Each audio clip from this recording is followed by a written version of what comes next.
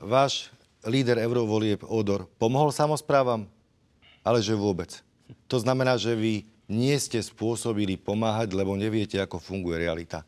Ja za vládu môžem povedať, že ďalšia finančná injekcia pôjde. Môžeme povedať, akom balíku je to balík, ktorý bolo by žiadajú to z mojej samosprávy? strany neférové a zároveň jedným dýchom chcem dodať, že náš princíp žiadne rozhodnutia bez diskusie sa týka aj toho, že Slovensko potrebuje modernizáciu samosprávy.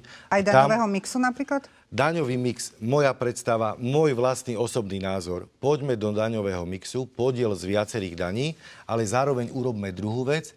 Definujme v zákone existenčné minimum, čo by znamenalo, že štát sa zaviaže, že bežné príjmy samospráv v budúcom roku neklesnú pod úroveň toho minulého roka.